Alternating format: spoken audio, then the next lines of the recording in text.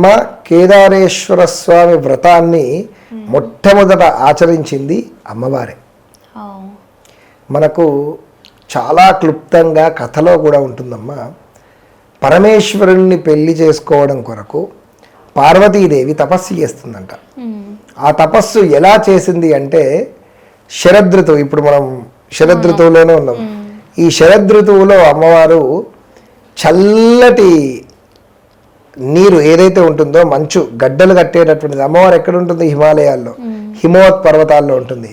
గడ్డ కట్టేటటువంటి చలిలో పీకల దాకా నీళ్ళల్లో మునిగి శివలింగాన్ని చూస్తూ తపస్సు చేసేదట అమ్మవారు. తర్వాత హేమంత ఋతువు వచ్చింది.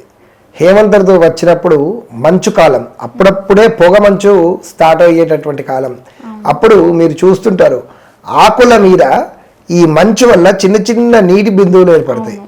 కేవలం ఆ నీటి చుక్కలను మాత్రమే, ఆకుల మీద సహజ సిద్ధంగా ఏర్పడినటువంటి నీటి బిందువులను మాత్రమే తాగుతూ శివుని కోసం తపస్సు చేసిందంట. అయితే పరమేశ్వరుడు గురించి అమ్మవారు ఆకుల మీద ఉన్నటువంటి నీటి బిందువులను మాత్రమే తాగుతూ తపస్సు చేసిందంట. ఆ తర్వాత